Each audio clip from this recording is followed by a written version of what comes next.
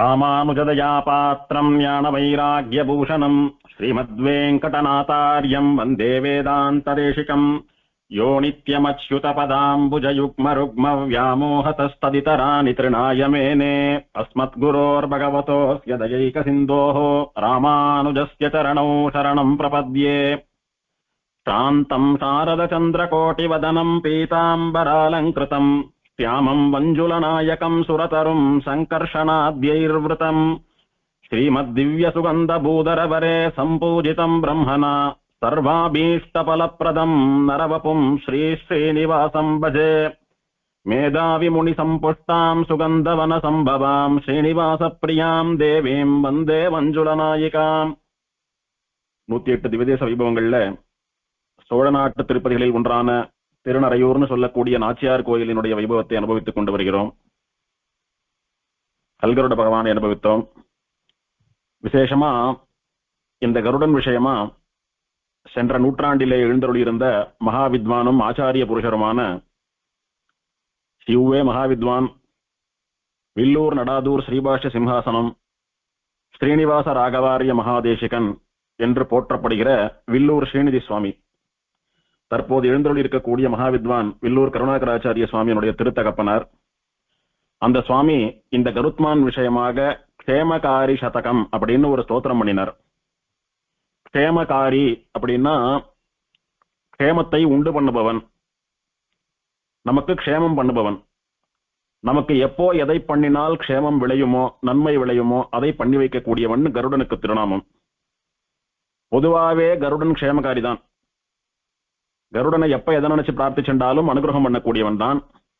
ஆனா விசேஷமா இந்த திருநறையூர்னு சொல்லக்கூடிய நாச்சியார் கோயிலிலே எழுந்தருளி இருக்கக்கூடிய கருடன் ஸ்தல புராணத்திலே சொல்லப்பட்டபடி விசேஷித்து க்ஷேமகாரியாக விளங்குகிறான். இந்த கருடன் பெருமாளும் பிராட்டியும் திருமணம் செய்து கொண்டு இந்த க்ஷேத்திரத்திலே சுகந்தகிரிக்கு மேலே ஸ்ரீனிவாச விமானத்தின் அடியிலே அர்ச்சாவதாரமாக நின்ற பொழுது பெருமாள் பிராட்டியை சேவித்து வரங்கேட்டான். இந்த கல்யாண கோலத்தை சேவித்துக் கொண்டு இங்கேயே இருந்து உங்களுக்கு வாகனமா இருந்து கைங்கரியம் பண்ணணும்னு நினைக்கிறேன், அனுகிரகம் பண்ணணும்னு கருடன் பெருமாளை பிரார்த்தித்த போது பெருமாள் அப்படியே ஆகட்டும் அப்படின்னு வரம் கொடுத்தார். அதோடு கூட கருடன் இந்த திருநறையூர் க்ஷேத்திரத்துக்கு வந்து சேவிக்கக்கூடிய அடியவர்களுக்கு அவ பிரார்த்திக்கக்கூடிய அத்தனை க்ஷேமங்களையும் நலன்களையும் நானே அனுகிரகம் பண்ணும்படியான விசேஷமான சக்தியை எனக்கு தரணும்னு பெருமாள் பிராட்டியை பிரார்த்திக்க அவாலும் அப்படியே ஆக கடவுது. திருநறையூர் வரக்கூடிய அடியவர்கள் எல்லாம் கருடனிடத்திலே அவாளுக்கு வேண்டியதான க்ஷேமங்களை வரமாக கேட்டு பெறுவார்கள் அப்படின்னு பெருமாள் பிராட்டி சங்கல்பித்துக் கொண்டு வரம் அனுகிரகித்தபடியினாலே இது திருநறையூர் நம்பின்னு சொல்லக்கூடிய ஸ்ரீனிவாசனுடைய ஸ்ரீனிவாச கஷேத்திரமாக இருந்தாலும் நாச்சியாருக்கு பிராதானியம் தரப்படுகிறதான நாச்சியார் கோயில்னு சொல்லக்கூடிய வஞ்சலவள்ளி தாயாருடைய க்ஷேத்திரமாக இருந்தாலும் அவளை விடவும் வரப்பிரசாதியாக இங்கே திகழ்பவன், எப்போதும் பல அடியார்கள் பலாப்பழத்தை ஈமொய்ப்பது போல மொய்த்துக் கொண்டிருப்பது இந்த கல்கருடனுடைய சன்னதியைத்தான், அவனுடைய திருவடிகளைத்தான். அதற்கெல்லாம் காரணம் கருடன் இங்கே பரமக்ஷேமகாரியா பரம வரப்பிரசாதியாக திகழ்வது. அதனால விசேஷமா இந்த க்ஷேத்திரத்து கருடன் மேல க்ஷேமகாரி சதகம்னு சொல்லக்கூடியதான ஸ்தோத்திரத்தை அந்த சுவாமி அனுகிரகம் பண்ணினார்.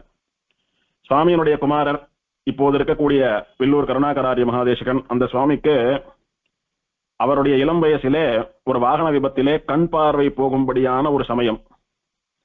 சுவாமிக்கு விபத்து ஏற்பட்டு சுவாமி ஆத்துல ஓய்வெடுத்துட்டு இருக்கார். கண்ணில் அடிபட்டிருக்கு, இனி கண் பார்வை தெரிவது சற்றே கடினம் அப்படின்னு மருத்துவர்கள் எல்லாம் சொன்ன போது மகா வைராகிய நிதியா எம்பெருமானிடத்திலே ஆழ்வார் ஆச்சாரியர்களிடத்திலே தீராத காதலோடு கூட எழுந்தருளியிருந்த வில்லூர் ஸ்ரீநிதி சுவாமி, நம்ம கருத்மான் நம்ம க்ஷேமகாரி நம்ம கல்கருடன் இருக்கிறச்ச நமக்கு என்ன குறை இருக்கு, கண் பார்வையை சரிப்படுத்த வேண்டியது அவனுடையதான கர்த்தவியம் அப்படின்னு அந்த கல்கருடன் எம்பெருமான் மேல பாரத்தை போட்டுட்டு அவன் விஷயமா ஒரு ஸ்தோத்திரம் பண்ணினார். தயா சதகமாட்டமா ஒரு க்ஷேமகாரி சதகம். திருமலையிலே திருவேங்கடமுடையானுடைய தயைக்கு ஒரு சதகம் பண்ணினார் சுவாமி தேசிகன். அந்த திருவேங்கடமுடையானுடைய மறு அவதாரமாக இருக்கக்கூடிய இந்த திருநறையூர் நம்பி இந்த பூர்ண ஸ்ரீனிவாசன் சொல்லக்கூடிய நாச்சியார் கோயில் பெருமாள், அவர் வேற திருவேங்கடமுடையான் வேற இல்ல, ரெண்டு பேரும் ஒண்ணுதான் அனுபவிச்சுட்டு இருக்கோம். அவன் விஷயமா கூட இல்ல, அவனுடைய நித்திய கைங்கரிய பரனான கருத்மான் விஷயமாக ஒரு சதகம் ஒரு ஸ்தோத்திரம் அதை பண்ணினார். பண்ணிட்டு இந்த ஸ்தோத்திரத்தினாலே பிரீத்தி அடைந்த கல்கருடன் என் குமாரனுக்கு பார்வையை வழங்கட்டும் அப்படின்னு அந்த ஸ்தோத்திரத்தை முடிச்சாரு சுவாமி. சுவாமி அந்த ஸ்தோத்திரானுசந்தானம் பண்ண உடனே ஆச்சரியமா இந்த சுவாமிக்கு கண் பார்வை சுத்தமாயிடுத்து. இப்போதும் சுவாமி தன்னுடைய குளிர்ந்த கடாட்சங்கள்னால நம்மளை எல்லாம் அனுகிரகிச்சுண்டு 80 திருநட்சத்திரத்திலும் எழுந்தருளி இருக்கார் அப்படின்னு பார்க்கிறோம். இப்படி பரமக்ஷேமகாரியா யார் எதை உருகி பிரார்த்திச்சுண்டாலும் உடனே அனுகிரகம் பண்ணக்கூடிய விசேஷமான சக்தி வாய்ந்த வரப்பிரசாதி இந்த கருடன். அப்பேற்பட்ட மகான்கள் பண்டித பரமைகாந்திய சிரேஷ்டாலாம் இந்த கருடனை ஸ்தோத்திரம் பண்றான்னு சொன்னா இவனுடைய பெருமையை நாம கொஞ்சம் பரிசிரமப்பட்டுதான் தெரிந்து கொள்ள வேண்டும். இந்த கருடனுடைய பெருமையை முழுசா தெரிஞ்சின்றவான்னு ஒருத்தர் சொல்ல முடியாது.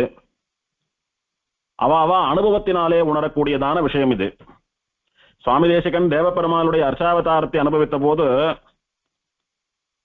வைகுண்ட வாசேபி நமேபிலாஷகான்னு எந்த வைகுண்ட பிராப்திக்காக பரநியாசம் பண்ணிக்கிறோமோ அதை விடவும் கூட அர்ச்சா அனுபவம் உசந்தது அப்படின்னு சாதித்தார். அது எப்படின்னா அந்த தேவபெருமானுடைய திருமேனி அழகிலே உற்சவங்களிலே ஆழங்கால் பட்டு அனுபவிக்கிறவாளுக்கு தான் அது புரியும். அந்த மாதிரி இந்த கல்கருடனுடையதான பிரபாவத்தை அனுபவத்தினாலே உணர வேணும். அப்பேற்பட்ட விசேஷமான க்ஷேமகாரி. அடுத்தபடியா இந்த க்ஷேத்திரத்திலே பெருமாளுக்கு மண்டபம் எல்லாம் கட்டி கைங்கரியங்கள் எல்லாம் பண்ணின ஒரு ராஜாவினுடையதான சரித்திரம். இந்த ராஜா ஒரு சோழ ராஜா. அவருக்கு கோச்செங்கனான்னு பேரு, கோச்செங்கன் சோழன்னு பேரு. மிகப்பெரிய மகாவீரனாக இருந்து கொண்டு தோல்வியே அடையாமல் எல்லோரையும் ஜெயித்து கொண்டு பல காலம் ராஜ்யம் பண்ணிட்டு வந்த உத்தமமான ஒரு ராஜா. அவன் ஒரு சமயம் கயா சார்தம் பண்ணணும்னு தன் ஆமடியால் அழிச்சுட்டு வடதேச யாத்திரையா போனான். இந்த ராஜா ராஜ்யத்துல இருந்துட்டு இருக்கிற வரைக்கும் அவனை பார்த்து பயந்துட்டு இருந்த மற்ற ராஜாக்கள் எல்லாம் இவன் கயா சார்தம் போயிருக்கான் ஊர்ல இல்லைன்னு தெரிஞ்ச உடனே கொஞ்சம் தைரியத்தை வரவழைச்சுண்டு அவனுடைய ராஜ்யத்தை போய் கைப்பற்றினான். அந்த ராஜா இல்லாத போது அவனுடைய ராஜ்யத்தை கைப்பற்றி இவ ஆள ஆரம்பிச்சுட்டா. இவன் நல்லபடியா போய் கயா சார்தத்தை எல்லாம் முடிச்சுட்டு திரும்ப வரான். வந்து பார்த்தா இவனுடைய ராஜ்யத்தை மற்ற ராஜாக்கள் எல்லாம் கைப்பற்றி ஆண்டு கொண்டிருக்கிறார்கள். இவன் வந்து நியாயம் கேட்ட போது இவனை சண்டை போட்டு நாடு கடத்திட்டா. இவன் சண்டை போட்டான், எத்தனையோ தாக்கினான். என்னதான் மகாவீரனாக இருந்தாலும் ராஜ்யம் படைகள் எல்லாம் இப்ப அந்த கைப்பற்றின ராஜாக்களிடத்திலே இருக்கிறது. ஒரு ராஜா சண்டைக்கு போறான்னு சொன்னா யானைப்படை, குதிரைப்படை, காலால் படை, தேர்ப்படைன்னு 4 விதமான படைகள்லாம் ஒண்ணும் இல்லையோ. அந்த படைகள், படை தளபதிகள், படை வீரர்கள், ஆயுதங்கள், இந்த மாதிரி சண்டைக்கு தேவையான அத்தனை விஷயங்களையும் அவ கைப்பற்றுட்டா. இவன் கயா சார்த்தம் போனவன் இதெல்லாம் எடுத்துட்டா போறான். வெறும கையை வீசிட்டு தானே போனான். கையை வீசிண்டே வந்தான். இவனுடைய சரீர மாத்திர பலத்தினால அவளை தாக்கினான். எத்தனை முடிஞ்சதோ அத்தனை சண்டை போட்டான். அவன் நிறைய படை வீரர்கள் ஆயுதங்கள்லாம் வச்சுட்டு தாக்கவே அவள் இடத்துல இவனால சரி கட்ட முடியல. அவள் இடத்துல தோத்துட்டான். சண்டையில தோற்ற நீ இந்த ராஜ்யத்துல இருக்கக்கூடாது, உன்னை நாடு கடத்துறோம், நீ காட்டுல போய் தலைமறைவா இருக்கணும்னு சொல்லிட்டா. இவனும் காட்டுக்கு போய் தலைமறைவா வாழ்ந்துட்டு வந்தான். தான் ராஜா அப்படின்னு தெரிஞ்சா அதனால ஏதான ஆபத்து வரப்போறதுன்னு கொஞ்சம் மாறு வேஷத்துல காடு காடா அலைஞ்சிட்டு இருந்தான். கடைசியில இவன் பண்ணின புண்ணியத்தின் வசமா சில மகான்களான ஸ்ரீ வைஷ்ணவ ரிஷிகள் சில பேரை சந்தித்தான். அவ காட்டுல தபஸ் பண்ணிட்டு இருக்கக்கூடிய யோகிகள். அவ சொன்னா, ஏ ராஜா, நீ என்னமோ தோத்து தலைமறைவா வாழ்ந்துட்டு இருந்தாலும் கூட நீ பண்ணின புண்ணியத்தினுடைய அம்சமா நீ இப்போது இருக்கக்கூடியதான வனம், இந்த காடு மகாவரப்பிரசாதியாக இருக்கக்கூடிய பெருமாள் பிராட்டிக்கு சொந்தமான இடம். சுகந்த வனம்னு பேரு. நரையூர்னு சொல்லக்கூடிய காட்டுல தான் இப்ப நீ இருந்துட்டு இருக்க. இங்க இருந்து கொஞ்ச தூரம் போனால் மணிமுக்தா புஷ்கரணின்னு தீர்த்தம் உண்டு. அதன் கரையிலே சுகந்தகிரின்னு ஒரு மலை உண்டு. அந்த மலைக்கு மேல வஞ்சலவள்ளி தாயாரும் திருநறையூர் நம்பியுமான ஸ்ரீனிவாசனும் எழுந்தொழி இருக்கா. அந்த தீர்த்தத்துல தீர்த்தமாடி அந்த எம்பெருமானிடத்திலே நீ பிரார்த்தித்துக் கொண்டால் உனக்கு என்னென்ன க்ஷேமங்கள் எல்லாம் வேணுமோ அதையெல்லாம் பெருமாள் பிராட்டி அனுகிரகிப்பா. இழந்த உன்னுடைய ராஜ்யத்தை கூட நீ பெறலாம். பழையபடி நீ சக்கரவர்த்தியாகவும் ஆகலாம். அதனால எங்க வார்த்தையில உனக்கு நம்பிக்கை இருந்தா நீ இப்போதே திருநறையூருக்கு போய் புஷ்கரணியில தீர்த்தமாடி பெருமாளை சேவி. நேர மணிமுக்தா புஷ்கரணிக்கு போ, பெருமாளை நினைச்சுட்டு தீர்த்தமாடு. தீர்த்தமாடிட்டு இந்த க்ஷேத்திரத்துல பிரதான நாயகனா வஞ்சுலவள்ளியினுடைய நாதனா சேவை சாதிக்கக்கூடிய எம்பெருமான் ஸ்ரீனிவாசன் வாசுதேவ மூர்த்தியானபடியினாலே அவன் விஷயமான வாசுதேவ மகாமந்திரம்னு சொல்லக்கூடிய துவாதசாட்சரி மகாமந்திரத்தை கொண்டு அந்த எம்பெருமானை நீ ஆராதனம் பண்ணு, தபஸ் பண்ணு. அந்த எம்பெருமான் விசேஷமா உனக்கு அனுகிரகம் பண்ணுவான் அப்படின்னு சொல்லி இந்த கோச்செங்கன் சோழனுக்கு துவாதசாட்சர மகாமந்திரத்தையும் உபதேசம் பண்ணினார் ரிஷிகள் கருணையினாலே. உடனே இவன் நன்றியோடு கூட ரிஷிகளை எல்லாம் சேவிச்சுட்டு மகான்களான தேவரீர்கள் சொன்னபடியே நடக்கிறேன்னு சொல்லி காட்டில இருந்து ஊருக்குள்ள வந்தான். சுகந்தவன காட்டிலே இருந்து சுகந்தவன கஷேத்திரமான திருநறையூர் ஊருக்குள்ளே வந்தான். வந்து தினம் மணிமுக்தா புஷ்கரணியிலே தீர்த்தாமாடிக்கொண்டு சன்னதிக்கு போய் வஞ்சலவள்ளி தாயாரையும் சீனிவாச பெருமாளையும் சேவித்துக் கொண்டு அங்கே துவாதசாட்சர மகாமந்திரத்தினாலே தபஸ் பண்ணிக்கொண்டு தினம் மணிமுக்தா புஷ்கரணியில வேலை வேலைக்கு தீர்த்தாமாடுறது, கோவில்ல வந்து வாசுதேவ மகாமந்திரத்தினால பெருமாளை ஜபிக்கிறதுன்னு இப்படியே இருந்துட்டு இருந்தான். ஒரு நாள் பெருமாள் இவனுக்கு அனுகிரகம் பண்ணினார். ஹே ராஜா, உன்னுடைய பக்தியையும் விசுவாசத்தையும் என்னிடத்திலே இருக்கக்கூடிய நம்பிக்கையையும் கண்டு நான் ரொம்ப சந்தோஷப்படுறேன். நீ கவலைப்படாதே, இத்தனை கஷ்டகாலத்திலும் இத்தனை ஜபம் பண்ணியும் பெருமாள் வரல அப்படின்னு நீ எல்லாம் ஒன்னும் அப்படி துவண்டு போயிடல. பெருமாள் நிச்சயம் வருவார்ன்ற மகா விசுவாசம் உன்னிடத்திலே இருந்தது. மகா பாகவதாலான ரிஷிகளுடைய வாக்கை வேத வாக்கா எடுத்துட்டு வந்து இங்க இதெல்லாம் பண்ணிட்டு இருக்க, அவசியம் உனக்கு நான் அனுகிரகம் பண்றேன்னு பெருமாள் சாதித்தார். இவன் சந்தோஷத்தோடு கூட போய் அந்த வேலை தீர்த்தாமாடணும்னு மணிமுக்தா புஷ்கரணியில தீர்த்தாமாடினான். தீர்த்தாமாடி முழுகி எழுந்துக்கிறச்ச விசேஷமா இவனுடைய கைகள்ல ஒரு வீர வாள் கிடைக்கிறது. மணிமுக்தா புஷ்கரணியிலே எந்த வாளாலே எதிரிகளை எல்லாம் சண்டை போட்டு ஜெயித்து இழந்த தன்னுடைய ராஜ்யத்தை பெற முடியுமோ அப்பேற்பட்ட தெய்வாம்சம் மிகுந்த ஒரு பெரிய வீர வாள் இவனுக்கு கிடைக்கிறது. அப்படியே கண்கள்ல தாரதாரியா ஜலத்தை வாத்துண்டு தீர்த்தத்துல மூழ்கி இருந்தபடியே எம்பெருமானுடையதான விமானத்தை பார்த்து பெருமாளுக்கு நன்றி தெரிவிக்கிறான். எம்பெருமானே, என்னிடத்துல இத்தனை அனுகிரகம் கொண்டு தீர்த்தாமாடுறச்சே எனக்கு உன்னுடைய வீரவாளை கொடுத்திருக்கிறாயே. இழந்த செல்வத்தை மீட்டு தரக்கூடிய எம்பெருமான், இழந்த சக்திகளை எல்லாம் திரும்பவும் தரக்கூடிய எம்பெருமான், ஆபத்திலே வந்து துணை நிற்கக்கூடிய பெருமாள் பிராட்டின்னு சொல்லக்கூடியதை நீங்க மீண்டும் மீண்டும் நிரூபிச்சுட்டே இருக்கீங்க. என்ன அனுகிரகிக்கணும். இந்த வீரவாளை கொண்டு என் முதுகிலே குத்தியவர்கள் முன்னால நான் போய் சண்டை போட்டு தைரியமா அவளை எல்லாம் தோற்கடித்து விட்டு என்னுடைய ராஜ்யத்தை நான் மீண்டும் கைப்பற்றி ஆள வேண்டும். உன்னுடைய அனுகிரகத்தினால ஜனங்களுக்கு நல்ல ஆட்சியை தர வேணும் அப்படின்னு பெருமாளை பிரார்த்திச்சான். பிரார்த்திச்சுட்டு தீர்த்தத்துல இருந்தபடியே விமானத்தை கைகூப்பி நன்றி தெரிவிச்சுட்டு கரையேறலான்னு படியேறி வரான். வந்தபோது ஆச்சரியம், இதுக்கு முன்னால அவன் தீர்த்தாமாட போறச்ச அங்க ஒண்ணும் இல்லை. இப்ப தீர்த்தாமாடி அந்த வீரவாளோட வரச்ச அங்கே ஒரு கொற்றப்பரி, அதாவது சண்டை போடக்கூடியதான ஒரு குதிரை. 4 விதமான போர்ப்படையிலே குதிரைப்படை ஒன்னு சொல்றோமோ இல்லையோ, எந்த குதிரை வேணாலும் சண்டை கழிச்சுட்டு போயிட முடியாது. போர்க்களத்திலே செயல்படக்கூடியதான பயிற்சிகள்லாம் கொடுக்கப்பட்ட குதிரைக்கு கொற்றப்பரின்னு பேரு. பரி அப்படின்னா குதிரை, கொற்றம் அப்படின்னா போர் வெற்றி அப்படின்னு அர்த்தம். போர்க்காலத்திலே வெற்றியை தேடித்தரக்கூடிய குதிரை. சாதாரணமா வண்டி இழுக்கக்கூடிய குதிரை எல்லாம் எடுத்துட்டு போய் சண்டை போட்டோமானா அதுவும் செத்து போயிடும், சண்டை போடுற இவனுக்கும் தோல்வி. எங்க எப்படி நடந்துக்கணும்னு எல்லாம் தெரியாது, அத்தனை பயிற்சி போராது அதற்கு. சண்டையில பயன்படக்கூடிய குதிரைகளுக்குன்னு தனியா பயிற்சி தரக்கூடிய வீரர்கள்லாம் இருப்பா, அவளிடத்துல பயிற்சி பெற்ற குதிரைகளாக இருக்கும். அந்த மாதிரி ஒரு கொற்றப்பரி ஒண்ணு வந்து நின்னது. அந்த குதிரை நிற்கக்கூடியதான காம்பீரியத்தை பார்த்தாலே நல்ல மகா வீரர்களா சண்டை போடக்கூடியவாள்லாம் அந்த குதிரை எத்தனை தூரம் வெற்றியை தேடி தரும்னு சொல்லிடுவா. அந்த குதிரையினுடைய மிடுக்கு, அதன் கண்கள்ல இருக்கக்கூடிய அனல், இதெல்லாம் பார்த்தான் இந்த ராஜா. எம்பெருமான் நமக்கு வெற்றியையே தந்திருக்கிறான், வெற்றி வாழ மட்டும் தரல, நாம வெற்றி அடைவதற்கு என்னென்ன உண்டோ அத்தனையும் கொடுத்திருக்கான் பெருமாள். சண்டை போடுவதற்குரிய விசேஷமான தெய்வாம்சம் மிகுந்த வாழ்னு சொல்லக்கூடிய ஆயுதம் கொடுத்திருக்கான். இங்க இருந்து போய் போர்க்களத்துல அவ கூட சண்டை போடுறதுக்கு தேவையான குதிரை, அவெல்லாம் 4 விதமான படைகளோடு சண்டை போடுறச்ச நான் தரையில இருந்து சண்டை போட முடியுமா? சக்தி வாய்ந்த குதிரையை கொடுத்திருக்கிறான். தேர் கொடுத்திருந்தாலும் அதை ஓட்டிண்டு போறதுக்கு ஒருத்தர் வேணும், அத்தனை வேகம் போறாது. யானையும் அப்படித்தான், நடந்து போறது அத்தனை சரிப்படாது. 4 விதமான படைகள் இருக்கிறச்ச எது ரொம்ப வேகமா வளைஞ்சு வளைஞ்சு துரத்தி சண்டை போடுறதுக்கு ஹேத்துவா இருக்கும்னு சொன்னா குதிரைப்படை. அதனால எம்பெருமான் விசேஷமா கொற்றப்பரியும் நிறுத்தி இருக்கிறான்னு சொல்லி பெருமாளுடைய கருணையை நினைத்து வியந்து ஏறி அந்த குதிரை மேல உட்கார்ந்துட்டு கோவிலுக்கு வந்தான். வீரவாளை பெருமாள் பிராட்டி திருவடிகள்ல வைத்து சமர்ப்பித்து அனுகிரகம் வேண்டி சேவித்தான். பெருமாளுடைய அனுகிரகத்தை பெற்றுக்கொண்டு சண்டைக்கு போனான், புறப்பட்டான். போய் யாரெல்லாம் இவன் கயாசார்த்தம் போயிருந்தப்ப இவன் முதுகிலே குத்தி புழக்கடை வழியா ஆட்சிக்கு வந்தார்களோ அவர்களை எல்லாம் எதிர்த்து வீரமாக நேருக்கு நேர் சண்டை போட்டு அவளை எல்லாம் தோற்கடிக்க பண்ணினான் இவன் ஒருத்தனே. இப்ப அவ ராஜ்யத்தை கைப்பற்றி இருக்கிறபடினாலே 4 விதமான படைகள், படைத்தளபதிகள், போர் வீரர்கள் எல்லாம் அவளோட. அத்தனை பேரும் சேர்ந்துண்டு இவன் ஒருத்தனை எதிர்க்கிறா. பெருமாளாலே அனுகிரகம் பண்ணப்பட்ட கொற்றப்பரி, பெருமாளாலே அனுகிரகிக்கப்பட்ட வீரவாள், இது ரெண்டுத்தையும் கொண்டு அது இருக்கிற தைரியத்துல அத்தனை பேரையும் ஒருத்தனே எதிர்த்து அத்தனை படைகளையும் அத்தனை ஆயுதங்களையும் அத்தனை பேரையும் புறமிதுகிட்டு ஓடச் செய்து தப்பித்தோம் பிழைத்தோன்னு ஓடி போனாவாலாம். பிறகு துரோகிகள் எல்லாம் அங்கிருந்து அகற்றிட்டு நல்லவாளை வச்சுட்டு நல்லபடியா திரும்ப பழையபடி ராஜ்யம் பண்ண ஆரம்பித்தான். இந்த பெருமாள் பிராட்டியனுடைய அனுகிரகத்தினாலே தானே நமக்கு இழந்த ராஜ்யம் திரும்ப கிடைச்சதுன்னு அவ கிட்ட ரொம்ப நன்றியோடும் பக்தியோடும் கூட திரும்பவும் திருநறையூருக்கு வந்து மணிமுக்தா புஷ்கரணியிலே தீர்த்தாமாடி பெருமாள் பிராட்டியை சேவித்து பெருமாள் பிராட்டிக்கு தன்னால் என்ற கைங்கரியங்களை பண்ண வேணும் அப்படின்னு நிறைய கைங்கரியங்கள் பண்ணினான். அந்த மாதிரி ஒரு 100 மண்டபம் பண்ணி பெருமாள் பிராட்டிக்கு கல்யாணமாக கூடிய மண்டபமா அதை அர்ப்பணித்தான். அதற்கு கல்யாண மண்டபம்னு பேரு. அது கோச்செங்கனான் மண்டபம் அப்படின்னு இவனுடைய பெயராலே வழங்கப்படுகிறது. எல்லா காலத்திலும் இந்த பெருமாள் பிராட்டிக்கு நித்திய திருவாராதனங்கள் தடையில்லாம நடக்கணும்.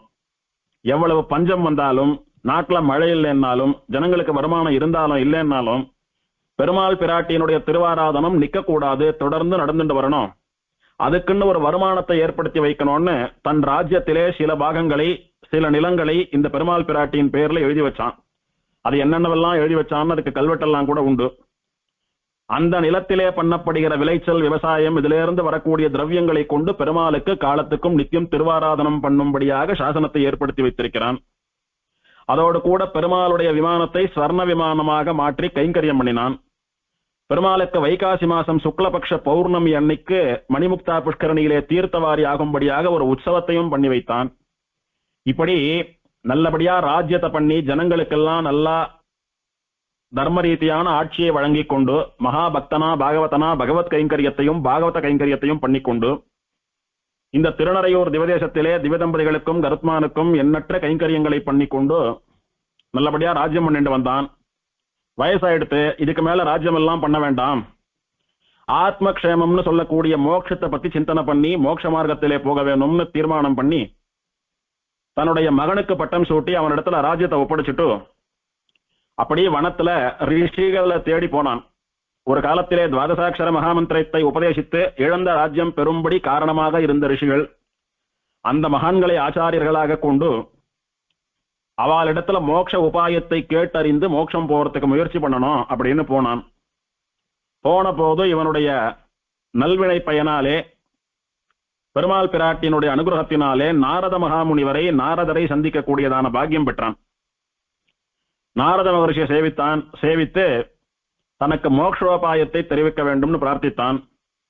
நாரதர் இவனுக்கு பக்தியோகத்தை உபதேசம் பண்ணி மந்திரங்களை எல்லாம் உபதேசம் பண்ணி, இந்த மந்திரங்களாலே இந்த திருநறையூர் நம்பியை வஞ்சலவள்ளி தாயாரை பக்தியோகத்தினாலே ஆராதனம் பண்ணி கொண்டு வா, அதனால உனக்கு மோட்சம் கிடைக்கும்னு சொன்னார்.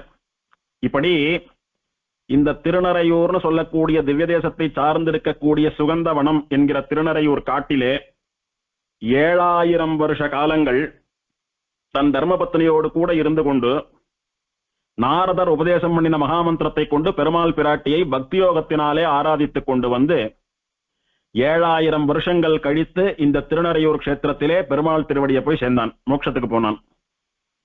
இப்படி மகாபாகவதோத்தமனா இந்த பெருமாள் பிராட்டியனுடைய அனுகிரகத்திற்கு பாத்திரமாகி இவாளுக்கு நிறைய கைங்கரியம் பண்ணி இவாளுடைய கஷேத்திரத்துல இவாளால மோட்சத்துக்கு போன இந்த பாகவதனான ரிஷிய ராஜாவை திருமங்கை ஆழ்வார் தன்னுடைய பெரிய திருமொழியிலே பல இடங்கள்ல மங்களாதாசனம் பண்ணியிருக்கிறார். செம்பியன் கோச்செங்கனான் தொழுத கோயில் திருநறையூர் மணிமாடம் அப்படின்னு கோச்செங்கனான்னு சொல்லக்கூடிய ராஜாவாலே தொழப்பட்ட கோயில். அவன் வந்து சேவித்து கைங்கரியங்களை எல்லாம் பண்ணின கோயில். செழும் பொன்னி வளம் கொடுக்கும் சோழன், காவிரி நதிக்கரையிலே இருக்கக்கூடிய ராஜ்யத்தை ஆண்டு கொண்டிருந்த சோழன், தெய்வ வால் வளம் கொண்ட சோழன் அப்படின்னு எம்பெருமானாலே அனுகிரகிக்கப்பட்ட தெய்வாம்சம் நிறைந்த வீரவால்னு சொல்லக்கூடியதான கர்த்தத்தை பெற்று அதன் மூலம் இழந்த ராஜ்யத்தை பெற்ற மகாபாகவதனான சோழன். தென் தமிழன் வடபுலக்கோன், தென்னகத்தைச் சேர்ந்த தமிழ் அரசனாக இருந்தாலும் கயா சார்ந்த நிமித்தமா வடதேசத்துக்கு போன போது ஏமாந்து நின்னான். இந்த பெருமாளுடைய அனுகிரகத்தினால திரும்பவும் ராஜாவானான்னு பாகவதனான இவனுடைய பெருமைகள், இவன் பெருமாளுக்கு பண்ணின கைங்கரியம், இதையெல்லாம் தன் வாயாலே வாழ்த்தி மங்களாசாசனம் பண்ணியிருக்கிறார் சுவாமி திருமங்கை ஆழ்வார். ஆகையினாலே இந்த சோழனை பத்தி தெரிஞ்சுக்கிறதும் பாகவதனானபடியினாலே அவசியமாகிறது. அடுத்தபடியா இந்த கோவில்ல கருட மண்டபத்துல 108 பெருமாள்களுடைய விக்கிரகத்தை சேவிக்கலாம். பொதுவா 108 பெருமாள்களை ஒரு இடத்துல சேர்ந்தா மாதிரி சேவிக்கலாம்னு சில இடங்கள்ல கோயில் பிராகாரத்துல அப்படி ஓவியமா தீட்டி வச்சிருப்பா. ஸ்ரீபெரும்புதூர்ல பெருமாள் சன்னதியை சுத்தி சேவிச்சோமானா அப்படி பிராகாரத்துல கோயிலுக்குள்ள பெரிய பிராகாரத்துல தாயார் சன்னதி, ஸ்ரீராமன் சன்னதி இதெல்லாம் சுத்தி வரக்கூடிய பெரிய பிராகாரத்துல 108 திவ்யதேசத்தையும் சித்திரமா வரைஞ்சு வச்சிருப்பா.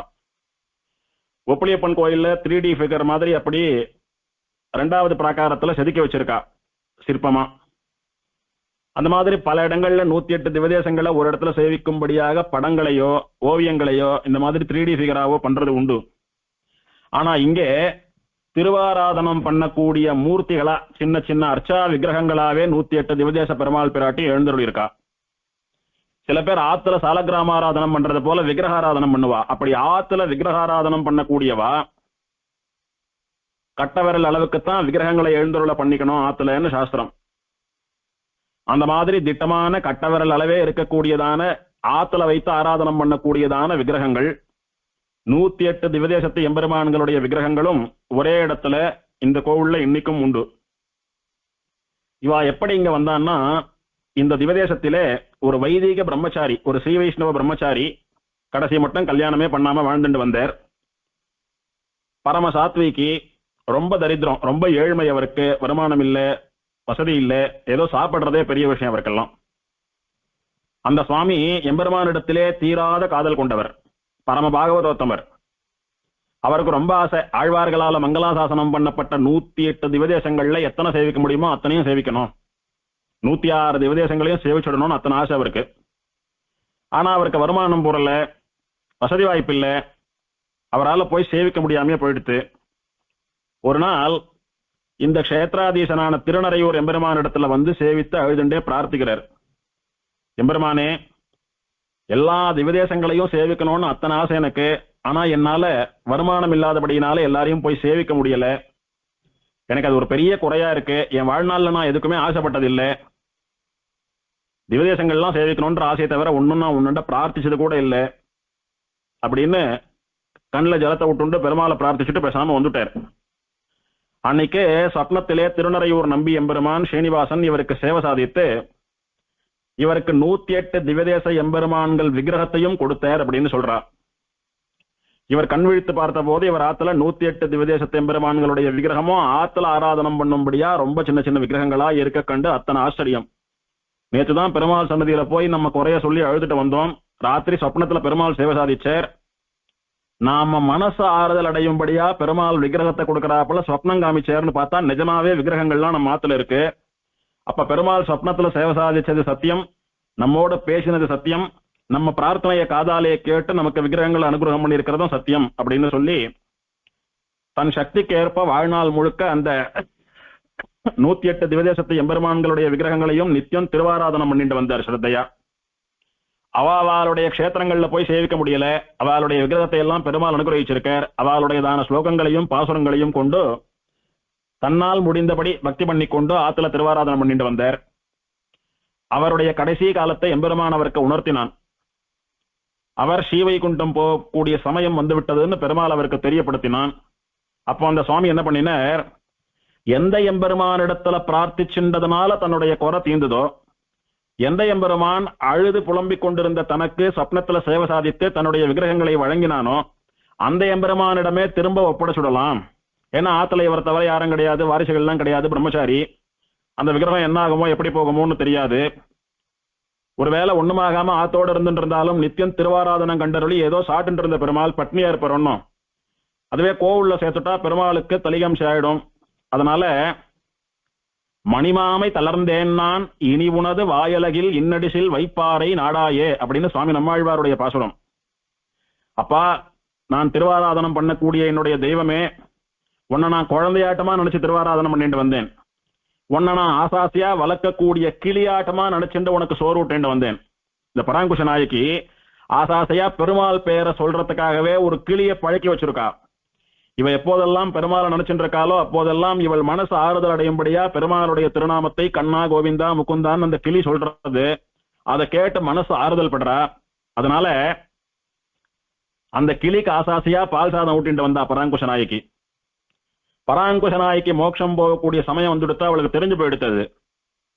இப்போ இந்த கிளியை பார்த்து சொல்றா, நான் எத்தனையோ சமயம் பெருமாளை பிரிந்து கஷ்டப்பட்ட காலத்துல எல்லாம் நீ பெருமாளுடைய பேரை சொல்லி அவனை பத்தி பேசி என் மனசுக்கு ஆறுதலை தேடி கொடுத்துருக்க. எத்தனையோ சமயம் பெருமாள் இல்லாத குறைய என் பக்கத்துல இருந்து பாகவதனான நீ தீர்த்து வச்சிருக்க. உனக்கு ஆசாசியா சோறு ஊட்டின்னு இருந்தேன். இப்ப நான் பெருமாள் திருவடிக்கு போய் சேரக்கூடிய சமயம் வந்துடுத்து.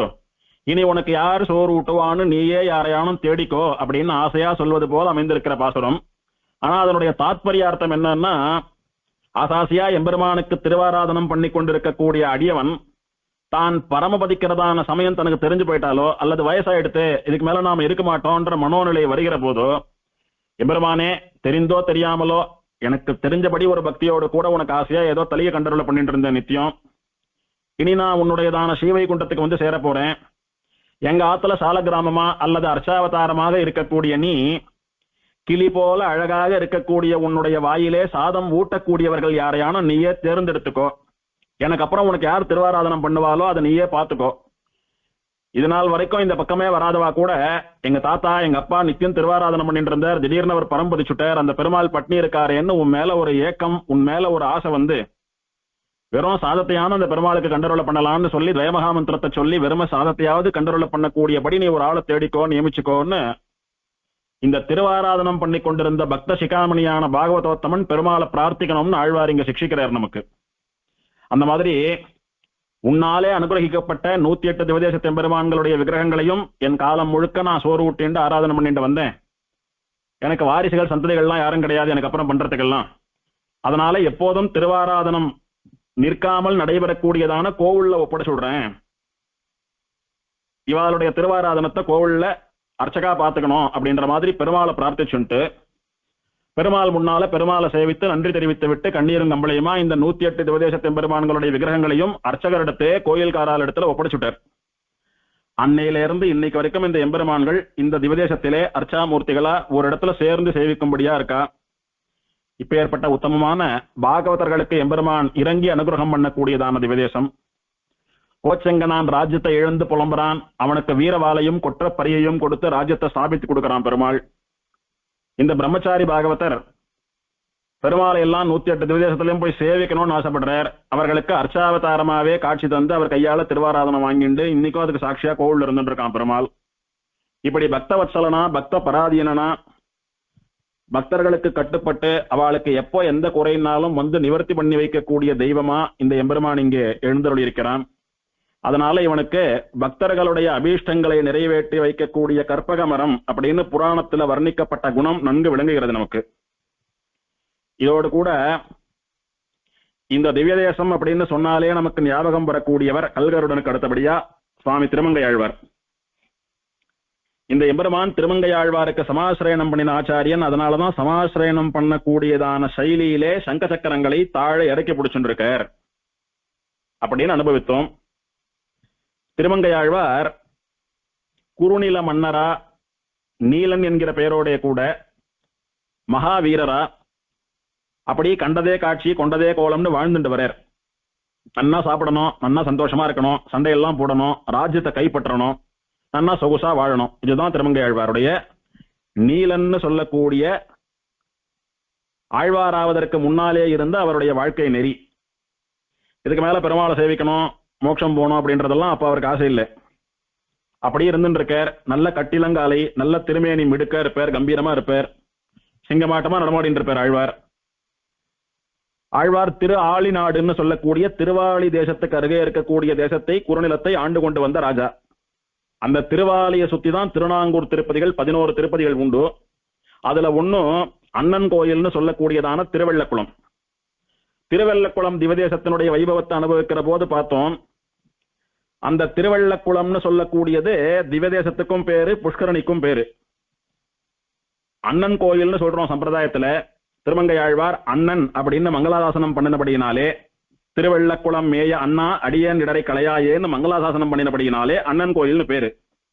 அண்ணன் கோயிலுக்கு முன்னாலேயே இருக்கக்கூடிய புஷ்கரணிக்கு ஸ்வேத புஷ்கரணி திருவெள்ளை குளம் அப்படின்னு பேரு. அதுதான் அப்படி மருவி திருவெள்ளக்குளம் ஆயிடுத்து. அந்த புஷ்கரணியிலே விசேஷமான தாமரை மலர்கள் எல்லாம் பூத்திருக்கும். ஆகாசத்துல இருந்து பாக்குறதுக்கு ரொம்ப ரம்யமா ரொம்ப அழகா இருக்கும் அந்த காட்சி. தேவலோகத்தை சேர்ந்த சில அப்சர ஸ்திரீகள் எல்லாம் ஏதோ காரியமா ஆகாச மார்க்கமா போயின்னு இருக்கிறச்ச இந்த ஸ்வேத புஷ்கரணி அதுல விளைந்திருக்கக்கூடிய தாமர புஷ்பங்கள் இதனுடைய அழகெல்லாம் பார்த்து ரசிச்சா. அவளுக்கு அந்த புஷ்கரணியில போய் தீர்த்தாமாடி அந்த புஷ்பங்களை எல்லாம் பறிக்கணும் அப்படின்னு ஆசை. இந்திரனிடத்துல கேட்டா, சூரியாஸ்தமனத்துக்குள்ள வந்துடுங்கோ, அப்படி சூரியாஸ்தமனம் வரைக்கும் அங்கே இருந்தீங்களானா உங்களுடைய சக்திகளை எல்லாம் இழந்து சாதாரண மனுஷர்களைப் போல ஆக கடவீர்கள்னு ஒரு சாபத்தையும் கொடுத்து அனுப்பினான் இந்திரன். அவர் 5-6 பேர் வந்தா.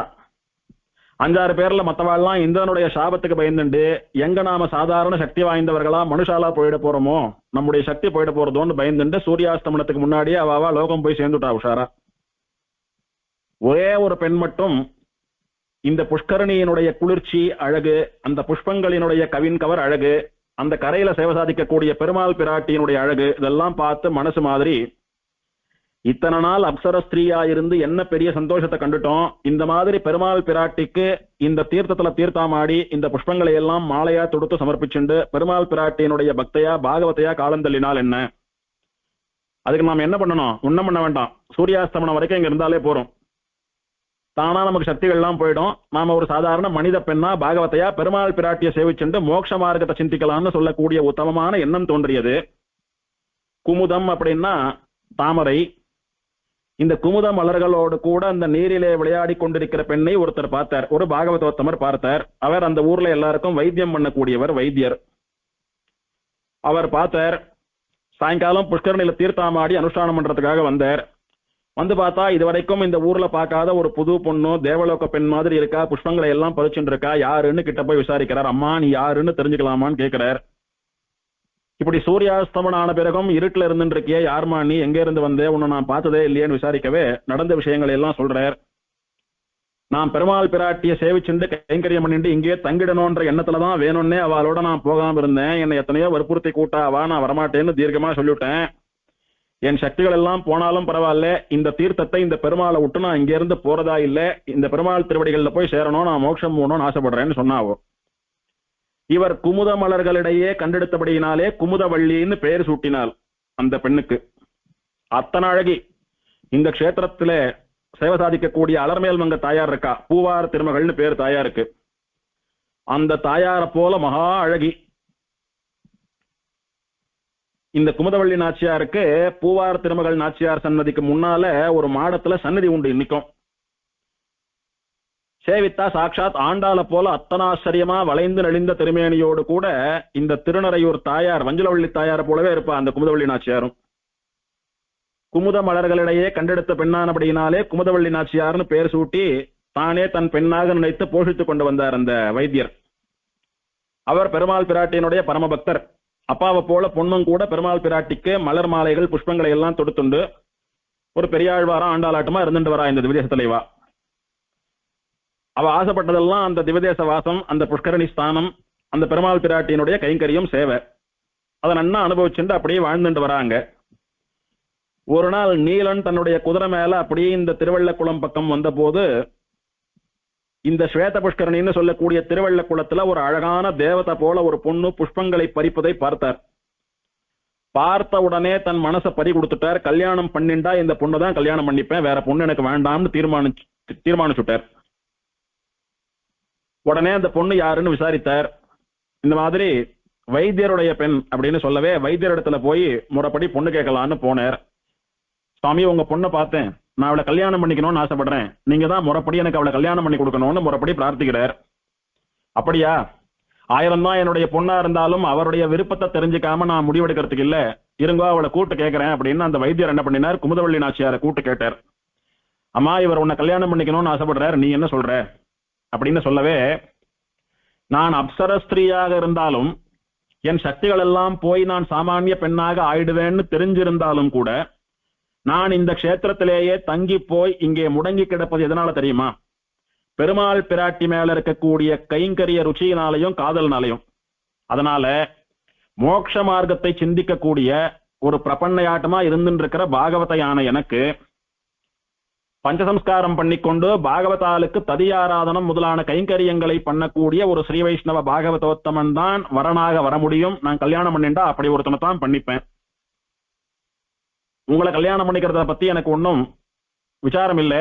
ஆனால் நீங்க பஞ்சசம்ஸ்காரம் பண்ணிண்டு தினம் 1008 ஸ்ரீ வைஷ்ணவாளுக்கு ததியாராதனை பண்ணி வைத்தா ஒரு வருஷத்துக்கு, அப்புறம் நான் உங்களை கல்யாணம் பண்ணிக்கிறேன்னு சொன்னான்.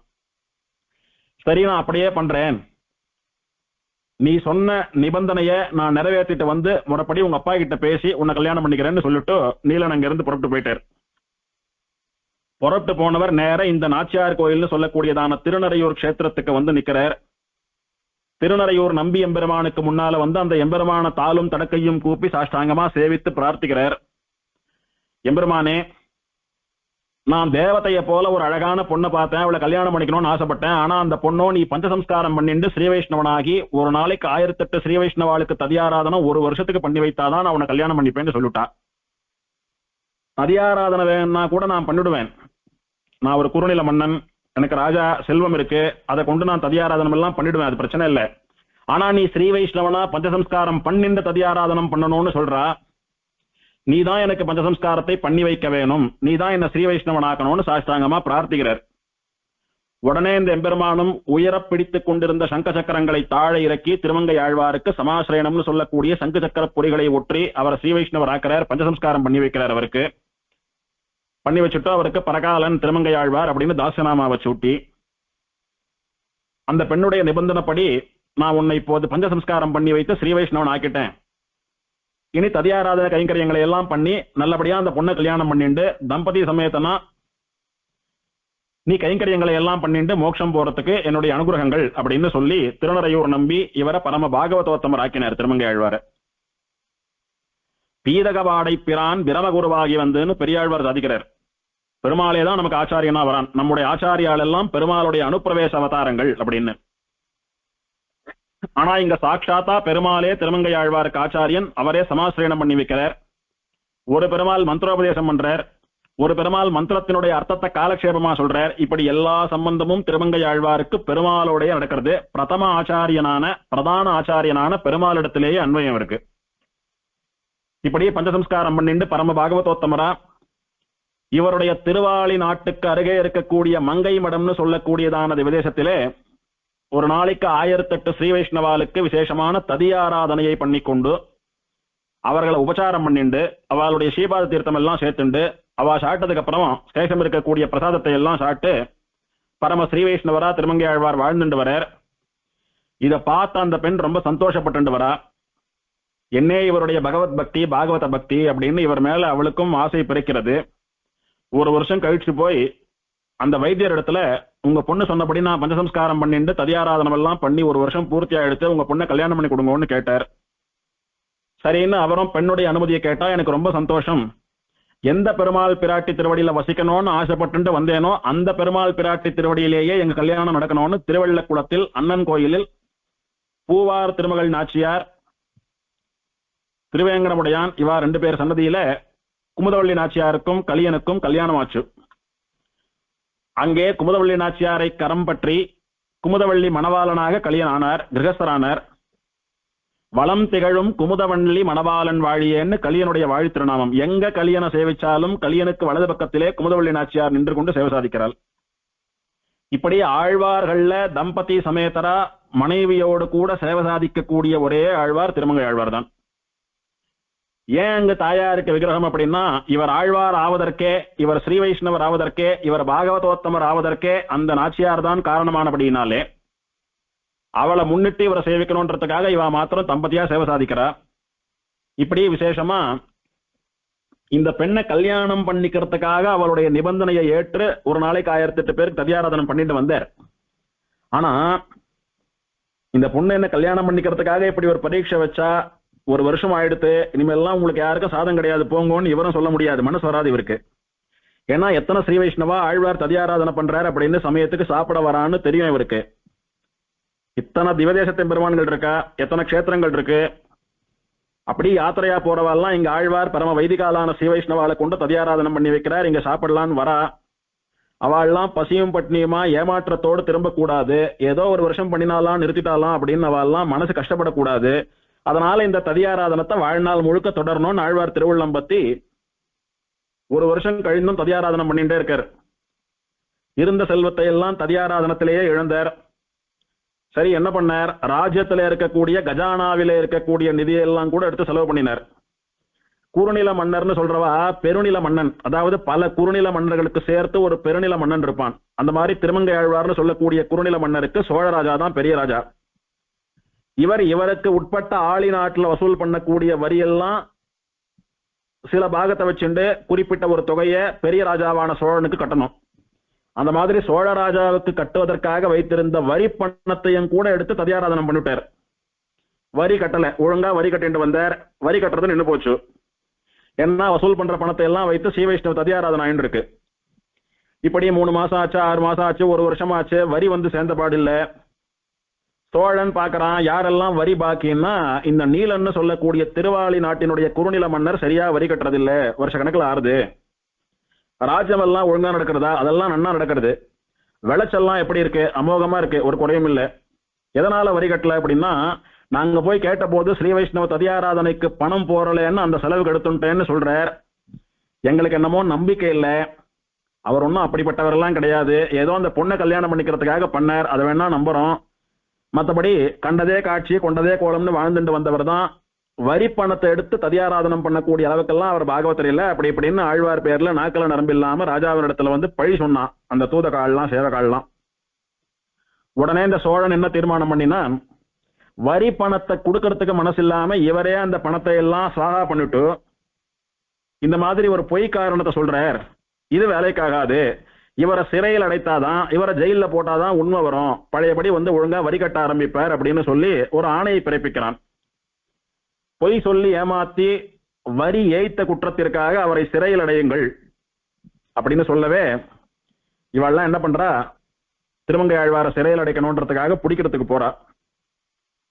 இவர் என்ன பண்ணினா, திருநறையூர்ல நாச்சியார் கோவில்ல இப்போ திருமங்கை ஆழ்வார் சன்னதி இருக்கக்கூடியதான இடத்துல ஒரு மண்டபத்துல இவரை சிறைப்படுத்திட்டா. சிறை அப்படின்னு சொன்னா இப்ப இருக்கிற மாதிரி ஜெயில் பில்டிங்ஸ், பிரிசன், கம்பி வச்சுண்டு அப்படிலாம் இல்லை. கடும் காவலோட எந்த இடத்துல யாரை உட்காத்தி வைத்து சிறைப்பிடித்தாலும் சிறைதான். இப்ப கூட போராட்டம் பண்றவாளையெல்லாம் அடைச்சுட்டு போய் இந்த கல்யாண மண்டபத்தில் அடைச்சு வைக்கிறது, ஸ்கூல்ல அடைச்சு வைக்கிறது எல்லாம் பண்றாளோ இல்லையோ, அதெல்லாம் ஜெயிலா அப்படின்னா ஜெயில அத்தனை பேருக்கு இடம் இல்லை. அதனால போலீஸ்காரெல்லாம் இருந்துட்டு அவளுக்கு பாதுகாப்பு கொடுக்கறது போல, அவளை காவல் காக்கிறது போல திருமங்கை ஆழ்வார நாச்சியார் கோயில்ல திருநறையூர் நம்பி சன்னதியில கொடிமரத்துக்கு அருகே ஒரு இடத்துல ஒரு 4 கால் மண்டபத்துல அப்படி சங்கிலியால கட்டி போட்டு சுத்தி காவலர்கள்லாம் அப்படி காவல் இருக்கா, கடுங்காவல் இருக்கா. அவருக்கு சோறு தண்ணி கொடுக்காதீங்க, போற வரவாளுக்கெல்லாம் சாதம் போட்டேன் தீர்த்தம் கொடுத்தேன்னு சொல்லிதானே வரி பணத்தெல்லாம் ஏமாத்தி சாப்பிட்டு இருந்தார். அந்த தண்டனை அவர் உணரணும்னா அவருக்கு சோறு தண்ணியே கண்ணில் காட்டாதீங்கோ, கடுமையான காவல்ல போடுங்க. அவர் தப்ப உணர்ந்து நான் பண்ணது தப்பு, அந்த பணத்தை நான் தான் செலவு பண்ணேன், திரும்ப கொடுத்துடுறேன்னு ஒத்துக்கணும். அது வரைக்கும் அவரை ஹிம்சை பண்ணுங்க, விடாதீங்கன்னு சொல்லி கடுங்காவல் வச்சுட்டான். வச்சது என்ன பண்ணினா, அந்த காலத்துல கோவில்கள் எல்லாம் பெரிய கோட்டைகளாட்டமா இருக்கும். இன்னைக்கும் அழகர் கோயில், இந்த திருநறையூர், இந்த மாதிரி பெரிய கோயில்கள் எல்லாம் அந்த காலத்து ராஜாக்கள்லாம் அவளுடைய ஆயுதங்களை எல்லாம் பதுக்கி வைப்பா, ஆயுத கிடங்கு மாதிரி பயன்படுத்திட்டு வந்தா. அத்தனை விசேஷமா அத்தனை விஸ்தாரமா பாதுகாப்போடு கூட விசேஷமான கோவிலா இருந்தது. கோவில்ல இருந்து ஒரு பைசா எடுத்துன்னு போக மாட்டா யாரும், பகவானுடைய காசு குலநாசம்னு 1 ரூபாய் எடுத்துன்னு போக மாட்டா யாரும். அதனால பாதுகாப்பா வச்சுட்டு இருந்தா. சமயங்கள்ல இந்த மாதிரி சில பேரை சிறைப்படுத்தி வைப்பதும் உண்டு. கலியனை சிறைப்படுத்தி வைத்தார். நீ சொல்ற மாதிரி இந்த பெருமாள் இடத்துல சமாசிரயணம் பண்ணிண்டு பெருமாளுடைய அடியவர்களுக்கு சாதம் போடுறதுக்காக தான் அந்த பணத்தை நீ செலவழிச்சேன்றது உண்மையா இருந்தா, இவர் சன்னதியிலேயே உன்னை சிறை வைக்கிறேன், இந்த பெருமாளே உன்னை வந்து காப்பாத்துட்டோம்னு அவ 2 பேரும் சட்டம் பேசிண்டு அந்த சோழராஜாவினுடையதான சேனாதிபதியும் சோழராஜாவும் திருமங்கை ஆழ்வார நாச்சியார் கோயில சிறைப்படுத்திட்டா. 3 நாள் ஆழ்வார் பசியும் பட்னியுமா தீர்த்தம் கூட சாப்பிடாம இருக்கார். பால் பழம் சாதம் ஒன்னும் சாப்பிடல ஆழ்வார். பசியில துடிக்கிறார். ஆனா ஆழ்வாருக்கு பசி ஒரு பொருட்டா படல. ஆழ்வாருடைய துடிப்பு ஏக்கம் எல்லாம் 3 நாளா நாம இங்க இருந்துட்டு இருக்கோம், கையில இருக்கிற திரவியம் மொத்தம் செலவாயிடுத்து, ஒரு பைசா கஜானாவில இல்ல, எதை கொண்டு ஸ்ரீ வைஷ்ணவ ததியாராதனம் நடக்கும்? இந்த 3 நாளா ஸ்ரீ வைஷ்ணவெல்லாம் வந்து பார்த்து அங்க அடுப்பெரியல தலைகையால எதுவும் சாதம் பரிமாறப்படலைன்றதை பார்த்து வருத்தப்பட்டு போவாளே, அவா பசியும் பட்னியுமா இருப்பாளே, என்ன பண்றதுன்னு ஆழ்வாருக்கு ஏக்கம் அதிகமா போயிடுச்சு. 3 நாள் பொறுத்து பொறுத்து பாக்குறாரு. பார்த்துட்டு 3ஆம் நாள் ராத்திரி அன்னைக்கு, ஹே ஸ்ரீரங்கநாதா, ஹே திருவேங்கடமுடையானே, உங்க 2 பேரையும் நான் சரணாகதி பண்றேன். திருவேங்கட மலை மேலே சேவை சாதிக்கக்கூடிய எம்பெருமான் ஸ்ரீனிவாசா, நீதான் இந்த சுகந்தகிரி மேல நரையூர் நம்பின்னு சொல்லக்கூடிய ஸ்ரீனிவாசனா எழுந்தருளி இருக்க. உன்னை நான் பிரார்த்திக்கிறேன், என்ன சீக்கிரம் இந்த சிறையிலிருந்து விடுவித்து பழையபடி ஸ்ரீ வைஷ்ணவாளுக்கெல்லாம் வயறு குளிர மனம் குளிர ததியாராதனம் பண்ணி வைக்கும்படியாக என்ன நியமிக்க வேணும்னு பிரார்த்திச்சார். ஒரு சரணாகதி பண்றாருங்க.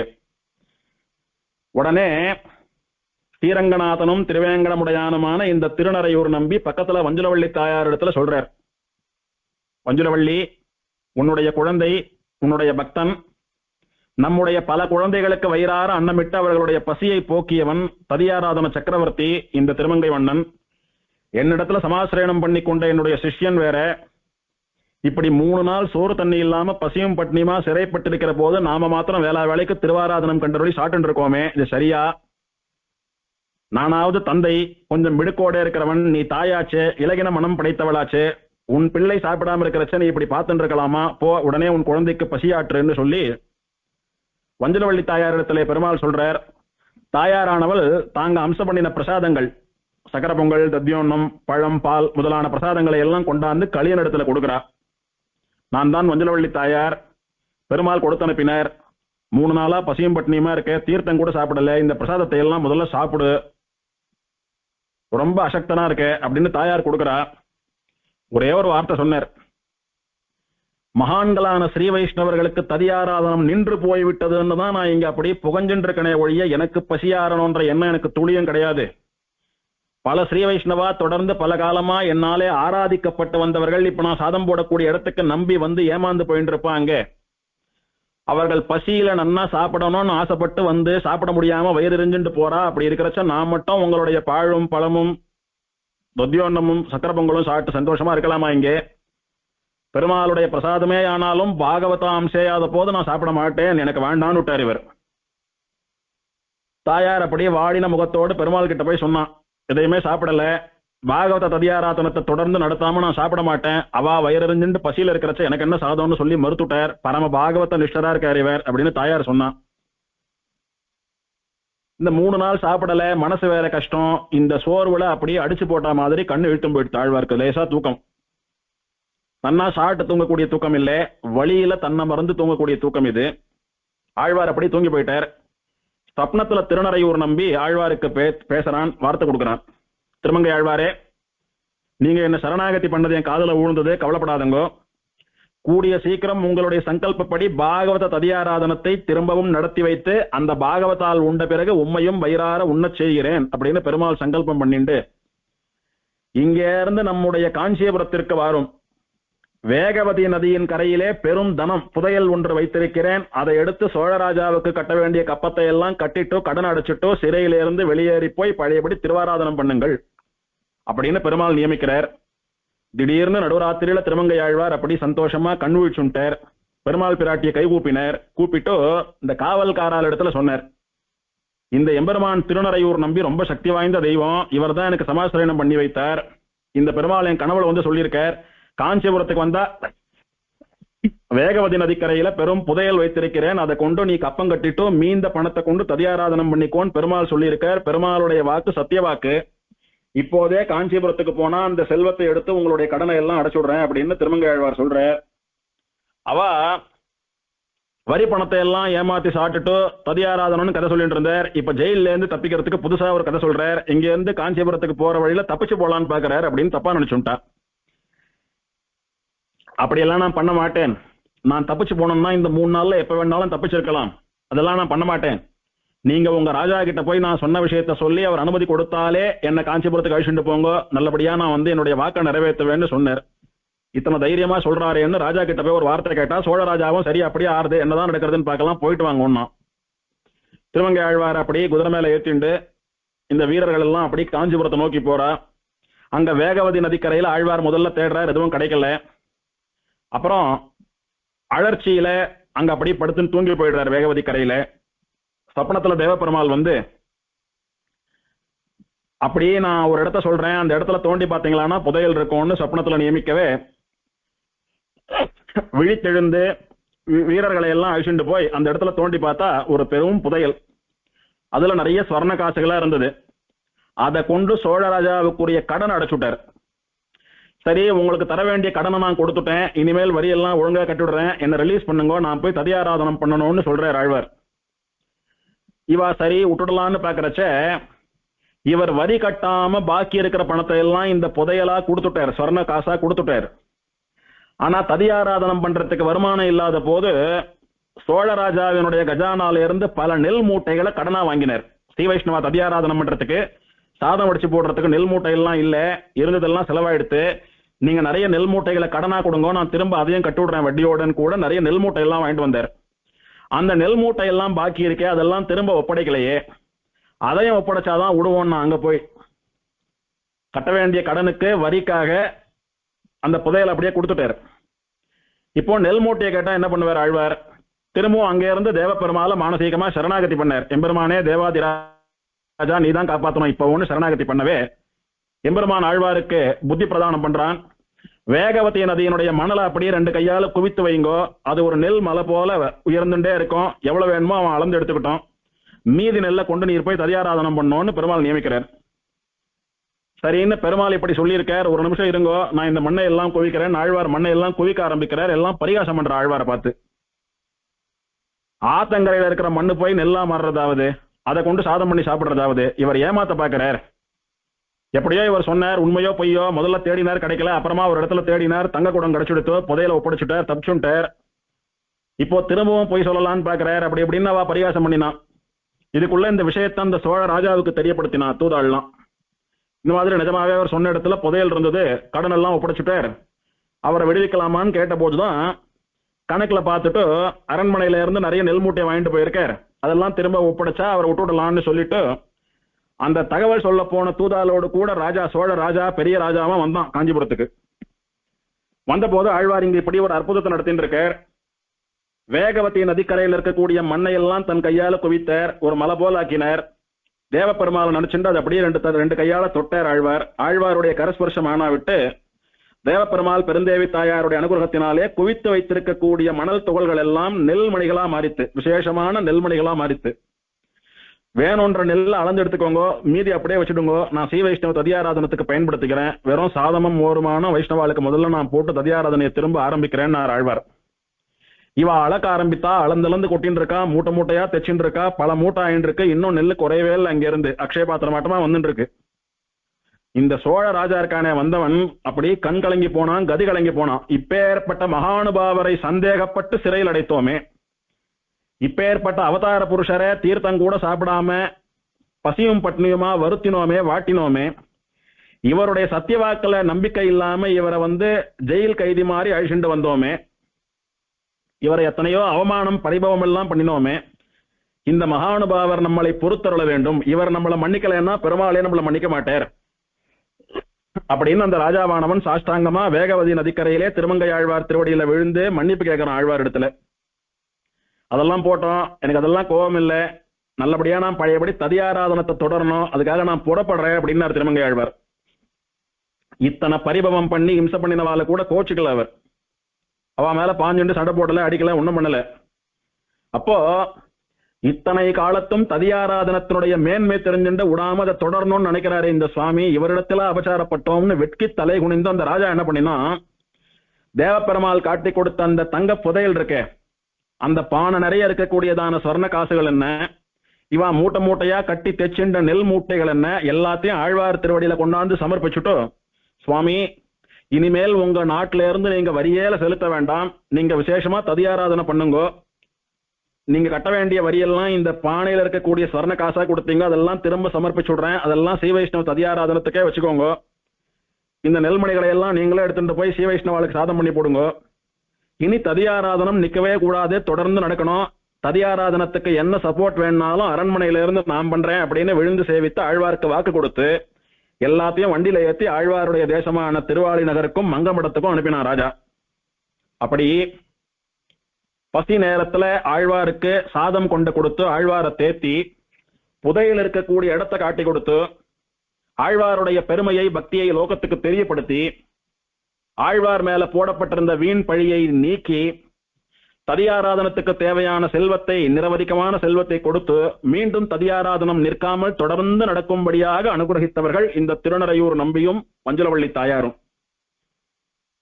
இப்படி ஆழ்வார் ஆசைப்பட்டபடி குமுதவள்ளி நாச்சியாரோடு கூட பகவத் பாகவத கைங்கரியத்தை ததியாராதனத்தை விசேஷமாக பண்ணிக்கொண்டு பரம ஸ்ரீ வைஷ்ணவரா 80க்கும் மேற்பட்ட திவ்யதேசங்களை மங்களாசாசனம் பண்ணினவரா, எம்பெருமானையே ஆச்சாரியனாக பெற்றவரா, ஆச்சரியமான வாழ்க்கையை வாழ்ந்து எம்பெருமானுடைய திருவடிகளை போய் சேர்றார். இப்படி திருமங்கை ஆழ்வார் சமாசிரயணம் பண்ணி கொண்ட க்ஷேத்திரம் இந்த திருநறையூர். ஆழ்வார் சிறைப்பட்டிருந்த இடம், ஆழ்வாருக்கு பெருமாளும் பிராட்டியும் போட்டியிட்டு கொண்டு அனுகிரகம் பண்ணின இடம் இந்த நாச்சியார் கோயில்னு சொல்லக்கூடியதான திவ்யதேசம். இப்படி பல காலம் இந்த நாச்சியார் கோயில் எம்பெருமானுக்கு கைங்கரியம் எல்லாம் பண்ணி ததியாராதனம் எல்லாம் பண்ணிட்டு இருந்துட்டு கடைசி காலத்துல ஆழ்வார் ஸ்ரீரங்கம் போகணும்னு நினைச்சுட்டு ஸ்ரீரங்கம் போனார். ஸ்ரீரங்கத்துல பல காலம் தங்கியிருந்து நம்பெருமாளுக்கு கைங்கரியம் பண்ணார். கடைசியில மோட்சம் கேட்டா, நீ திருக்குறுங்குடிக்கு வந்தா மோட்சம் தரேன்னு பெருமாள் சொல்ல அங்கே இருந்து திருக்குறுங்குடிக்கு போய் அங்க பரம்பதிச்சார்ன்றது ஆழ்வாருடைய சரித்திரம்.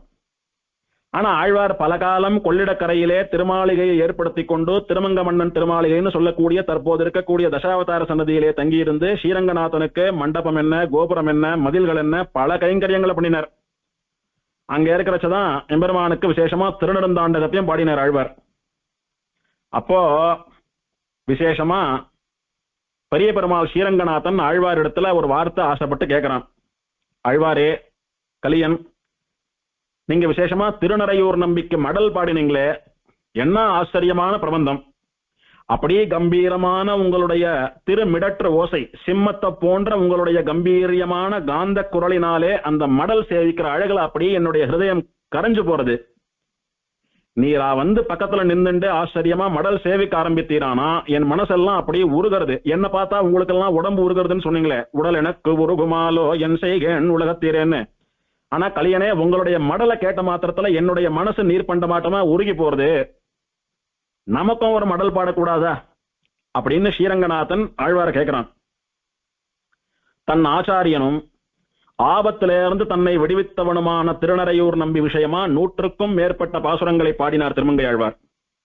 விசேஷமா அவன் விஷயமாவே பெரிய திருமடல் சிறிய திருமடல்னு சொல்லக்கூடிய 2 மடலையும் பாடினார். அதுல பெருமாள் பிராட்டிய வர்ணித்தெல்லாம் கூட இருக்கிறார்.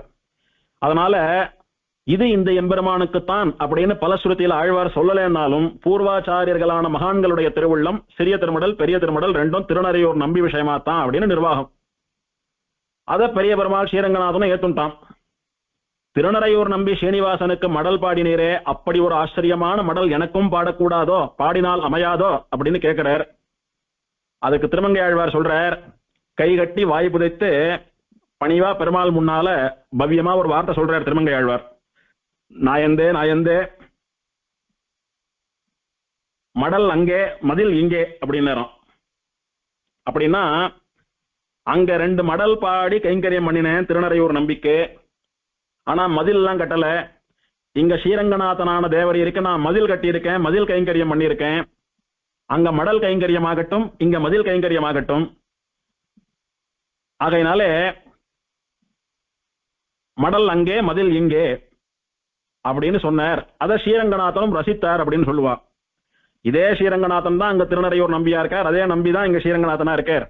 அதனால ஒரு க்ஷேத்திரத்துல மடல் கைங்கரியம், இன்னொரு க்ஷேத்திரத்துல மதில் கைங்கரியம், 2த்தையும் ஏத்துன்றது தேவரீர் தானே அப்படின்னு ஆழ்வாருடையதான திருவுள்ளம். அதை புரிஞ்சுண்ட பெருமாள் சரி அப்படி ஆகட்டும்னு சொல்லிட்டார். இப்படி விசேஷமா எம்பெருமான்களாலே விரும்பி வேண்டு பாடப்பெற்ற பாடல் வாங்கி கொள்ளப்பெற்ற விசேஷமான ஒரு ஆழ்வார் இந்த திருமங்கை ஆழ்வார். பெருமாள் யாருக்கிட்டையும் போய் என்ன பாடு என்ன சோத்திரம் பண்ணுன்னு கேட்கணும்ன்ற அவசியம் இல்லை. ஆனா அந்த எம்பெருமானே ஆசையா வாய் விட்டு வெட்கத்தை விட்டு என்ன பாடுன்னு கேட்கறான்னு சொன்னா இந்த திருமங்கை ஆழ்வாரிடத்திலேதான். ஆழ்வார் பல எம்பெருமான்களிடத்துல ஆழங்கால் பட்டிருக்கார். பல எம்பெருமான்களுக்கும் இவருக்கும் நெருங்கிய சம்பந்தம் எல்லாம் உண்டு. திருமங்கை ஆழ்வார் மட்டுமல்ல, மொத்தமா ஆழ்வார்கள் எத்தனை ஆழ்வார்கள் மங்களாசாசனம் பண்ணியிருக்கிறார்களோ அந்த எண்ணிக்கைக்கு தகுந்தபடிதான் திவ்ய தேசத்தினுடைய அந்தஸ்துன்னு சொல்றோமே. திவ்ய சூரிகளான ஆழ்வார்கள் பாடியது திவ்ய பிரபந்தம், அவர்கள் பாடின க்ஷேத்திரங்கள் திவ்ய தேசங்கள்னு சொல்றோமே. அந்த மாதிரி நிறைய ஆழ்வாராலே மங்களாசாசனம் பண்ணப்பட்ட கணக்குல பார்த்தா முதல் திவ்ய தேசம் ஸ்ரீரங்கம், 2வது திருவேங்கடம், 3வது திருக்குடந்தைன்னு சொல்றோம் இல்லையோ. அந்த மாதிரி நம்பர் ஆஃப் பாசுரங்கள், அதிகமான பாசுரங்கள் எந்த பெருமானுக்கு அதிகம் அப்படின்னு கணக்கு பார்த்துட்டு வரச்ச முதல்ல ஸ்ரீரங்கம் பெருமாளுக்கு பாசுரங்கள் அதிகம், 247 பாசுரங்கள். அப்புறம் திருவேங்கடமுடையானுக்கு 202 பாசுரம். அடுத்தபடியா திருக்கண்ணபுரம் சவரி பெருமாள், அடுத்தபடியா திருமாலிருஞ்சோல அழகர், இவாளுக்கு அடுத்தபடியா 5வது எண்ணிக்கையில நிறைய பாசுரங்களை வாங்கி கொண்ட திவதேசம் நாச்சியார் கோயில்னு சொல்லக்கூடிய திருநறையூர் திவதேசம். நம்பர் ஆஃப் ஆழ்வார்ஸ் பாடினதை வச்சு ரேங்க் போட்டு வந்தா அது ஒரு கணக்கு, நம்பர் ஆஃப் பாசுரம்ஸை கொண்டு ரேங்க் போட்டு வந்தா அந்த கணக்குல இந்த நாச்சியார் கோயில்னு சொல்லக்கூடியது 5வது திவதேசமாக கொள்ளப்படுகிறது. அதனால திவதேசங்களுக்குரிய நம்பர்ஸ் எல்லாம் வித் ரெஸ்பெக்ட் டு ஒரு சமாச்சாரம் ஒன்னு ஒரு மாதிரி வரும். இப்ப சோழ தேசம் 2, பாண்டிய தேசம் 4 சொல்றதெல்லாம் ஜியாலஜிக்கலி டோபோகிராபிக்கலி ஸ்பிளிட்டட் நம்பர்ஸ் தான். ஆழ்வார்கள் யாரும் ஒன்னும் முறை வச்சுட்டு நம்பர் போட்டெல்லாம் பாடல. எம்பெருமான இடத்துல ஆழங்கால் பட்டா பாடினா அதையெல்லாம் தொகுத்த போது திவ்ய பிரபந்தங்கள் என்றும் திவ்ய தேசங்கள் என்றும் வைத்துக் கொண்டோமே ஒழிய ஆழ்வாரா சங்கல்பம் பண்ணிண்டு இந்த நம்பர் இத்தனை கணக்குலாம் பாடல.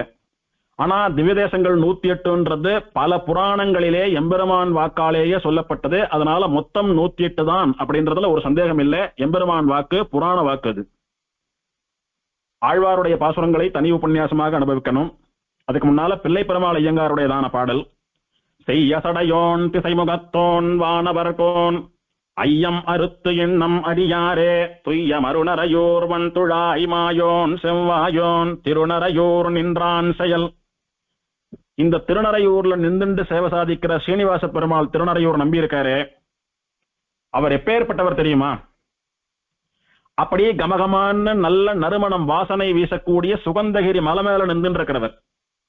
அந்த சுகந்தகிரி மலை மேல இருக்கக்கூடிய வாசனை வீசக்கூடிய செடிகள் மலர்கள்ல இருந்து வரக்கூடிய வாசனை அந்த ஊரெல்லாம் பரவி ஊரே சுகந்தபுரி நறையூர் வாசனை மிக்க ஊர் அப்படின்னு சொல்லும்படியாக பெருமை படைத்தவர்.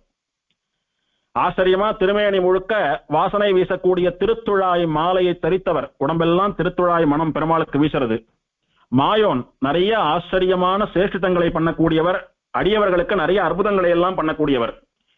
செவ்வாயோன் கோவை பழம் போலே சிவந்த திரு உதடுகளோடு கூடியவர். அடியவர்களை பார்த்த மாத்திரத்துல புன்முறுவல் புற்கக்கூடிய உதடுகள். யாருன்னு சொன்னா நல்ல கமகமான்னு வாசனை வீசக்கூடிய விசேஷமான துளசி மாலை அணிந்த செம்மையான உதடுகளோட கூட அடியார்களோடு பேசி கழிக்கிற இந்த எம்பெருமான் திருநறையூரிலே நின்று சேவை சாதிக்கக்கூடிய நறையூர் நம்பி ஸ்ரீனிவாசன். அவனுடைய செயல் அந்த எம்பெருமானுடைய லீலைகளை செய்ய சடையோன் என்ன, திசை முகத்தோன் என்ன, வானவர் கோன் என்ன, இவாள்லாம் ஐயம் அறுத்து இன்னம் அறியாரே. செய்ய சடையோன் அப்படின்னா ஜடாமுடியோடு கூட திகழ்கிற ருத்ரன். திசை முகத்தோன்னா திசைக்கூற முகமாக 4 முகங்களை உடைய பிரம்மா. வானவர் கோன் அப்படின்னா தேவதைகளுக்கெல்லாம் அரசனா இருக்கக்கூடிய தேவேந்திரன். பிரம்மாவென்ன, ருத்ரன் என்ன, இந்திரன் என்ன, இப்பேற்பட்டவர்களும் கூட ஐயம் அறுத்து ஒரு சம்சய விபரியம் இல்லாம தெள்ள தெளிவா இந்த எம்பெருமானுடைய பெருமையை, இந்த எம்பெருமானுடைய லீலையை இன்னும் அறிந்து கொள்ளவில்லை. அப்பேற்பட்ட எம்பெருமானாலே படைக்கப்பட்ட ஸ்வயம்புவான பிரம்மாவுக்கே பெருமாளுடைய லீலைகள் இன்னும் புரியலன்னா, பெருமாளுடைய சாட்சாத் பேரனா இருக்கக்கூடிய ருத்ரனுக்கே பெருமாளை பத்தி இன்னும் முழுசா தெரிஞ்சுக்க முடியலன்னா, தேவர்கள் தலைவனா பல காலம் பெருமாளாலே ரட்சிக்கப்பட்ட இந்திரனுக்கே பெருமாளுடைய சக்தி விசேஷம் இன்னும் முழுசா புரியலன்னா நாமெல்லாம் ஏமாத்திரம். ஆகையினாலே பிரம்மருத்ர இந்திராதிகளுக்கும் கூட இன்னும் தெளிவாக புரிந்து கொள்ள முடியாதபடி இருக்கிறது இந்த திருநறையூர் நம்பியினுடையதான பிரபாவம், அவனுடைய சேஷ்டிதங்கள், அவனுடைய சக்தி விசேஷம், அவனுடைய வரப்பிரசாத தன்மை. அவன் யாருக்கு என்ன அற்புதத்தை வேணுமானாலும் எப்ப வேணாலும் பண்ணக்கூடிய சர்வ வல்லமை படைத்தவன். இந்த பிரம்மா ருத்ரன் இந்திரன் இவாள்லாம் ஆதி காலத்துல தோன்றினவா, நம்மளை விடலாம் சீனியர்ஸ் அப்படின்றதுனால மட்டும் இவாள சொல்லல. எத்தனை காலங்களில் ஆபத்து வந்த போதும் பிரம்மாவையும் ருத்ரனையும் இந்திரனையும் ஆபத்திலேருந்து நீக்கிண்டு வரவர் அன்னையிலிருந்து இன்னைக்கு வரைக்கும் பெருமாள் தான். அப்படி பல காலம் பெருமாள் காலில் போய் விழுந்து அவரால் ரட்சிக்கப்பட்ட இவாளுக்கே பெருமாளுடைய பெருமை முழுசா இன்னும் தெரியலேன்னு சொன்னால் நம்மாலையெல்லாம் அந்த பெருமாளை முழுசா புரிஞ்சுக்கிறது ரொம்ப கஷ்டம். வேதங்களே பெருமாளை தேடி போய் முழுசா இன்னும் புரிஞ்சிக்க முடியாம அலைஞ்சின்னு இருக்கிறது.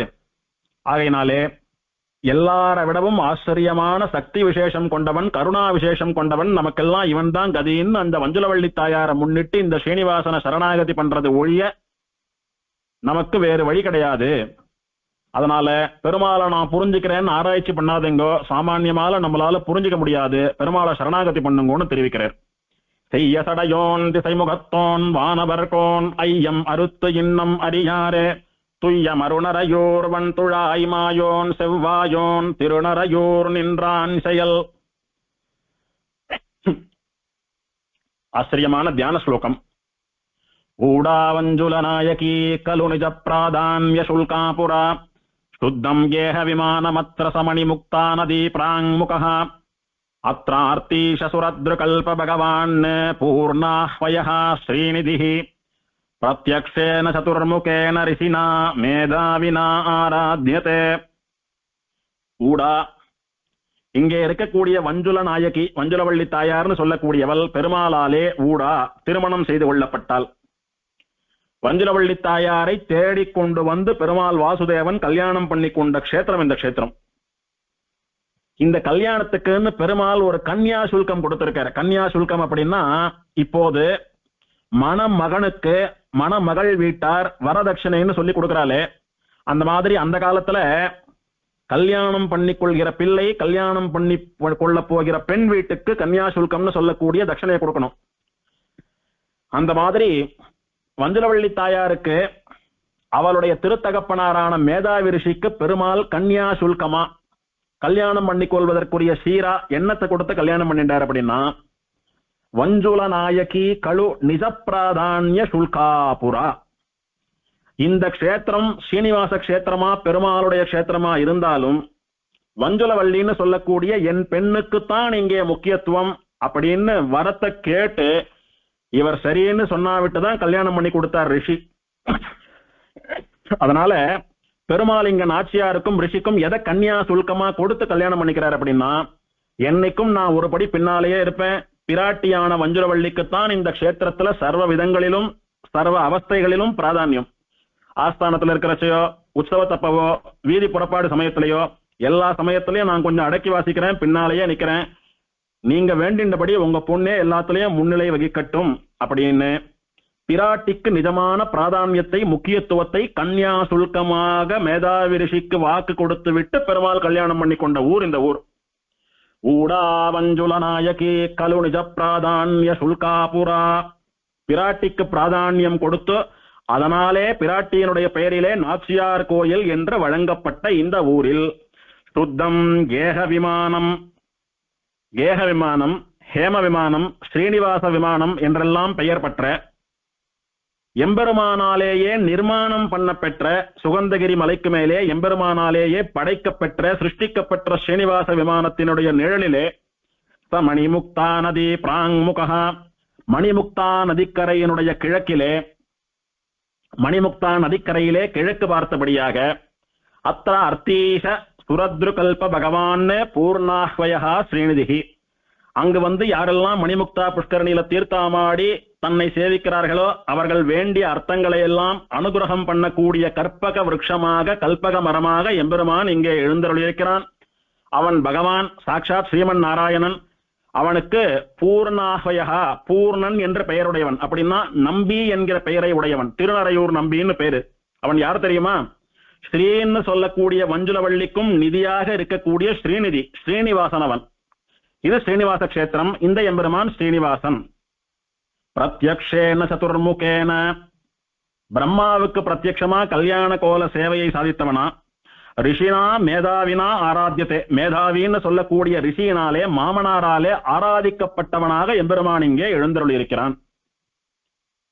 ஹே மேதாவி ரிஷியே, உங்க பொன்னான வஞ்சுல நாயகிக்குத்தான் இந்த க்ஷேத்திரத்தில் சர்வ காலத்திலும் சர்வ விதத்திலும் சர்வ அவஸ்தைகளிலும் பிராதானியம் என்பதை பெண்ணை திருமணம் செய்து கொள்வதற்கு ஆண் தரக்கூடிய கன்யா சுல்கமாக செலுத்திவிட்டு அந்த ரிஷியினாலே வஞ்சுலவள்ளியை விவாகம் பண்ணி கொடுக்க பெற்றவனாக, வஞ்சுலவள்ளி நாயகனாக, தன்னாலே சிருஷ்டிக்கப்பட்ட பரம பவித்திரமான பாவ சம்பந்தம் இல்லாத, சென்று சேவிப்பவர்களை பாவ சம்பந்தம் இல்லாதவர்களாக ஆக்கக்கூடிய கேக விமானம்னு சொல்லக்கூடிய தன்னுடைய சொந்த வீடான இந்த ஸ்ரீனிவாச விமானத்துக்கு கீழே மணிமுக்தா நதியினுடைய கரையிலே கிழக்கு பார்த்தபடி நின்று கொண்டு, கல்பக மரமாக நின்று கொண்டு வந்து பிரார்த்திக்கிற அடியவர்கள் அத்தனை பேருக்கும் அத்தனை வரங்களையும் தரக்கூடிய நம்பி என்ற பெயரை உடைய ஸ்ரீனிவாசன் இந்த எம்பெருமான். அவன் பிரம்மாவாலே பிரத்யட்சமாக சேவிக்கப்பட்டவன், ரிஷியான மேதாவி முனிவராலே நித்தியமும் ஆராதிக்கப்படுகிறவன். அந்த எம்பெருமானுடைய திருவடிகள் நமக்கு தஞ்சமாகட்டும். ஊடா வஞ்சுலாயகி கலு நிஜ பிராதான்ய சுல்காபுரா शुद्धम् गेह विमानमत्र समणिमुक्ता नदी प्राङ्मुखः अत्रार्तीशसुरद्रुकल्प भगवान् पूर्णाह्वयः श्रीनिधिः प्रत्यक्षेण चतुर्मुखेन ऋषिना मेधाविना आराध्यते श्रीमते मंजुलवल्ली नायिका समेत श्री श्रीनिवास परब्रह्मणे नमः கடவாமடனாக கன்று உள்ளினார்போள் மரபாது அடியேன் உன்னையே அழைக்கின்றேன் நரபார் பொழில் சோழ் நரையோர் நின்ற நம்பி பிறவாமை எனைப்பணி எந்தை பிரானே ஸ்ரீயக்காந்தாய கல்யாண நிதயே நிதயேர்த்தினாம் சுகந்தகிரிவாசாய ஸ்ரீனிவாசாய மங்களம் ஆழ்வாரெம்பெருமானார் சிரார் தூப்புள் திருவேங்கடமுடையான் திருவடிகளே சரணம்.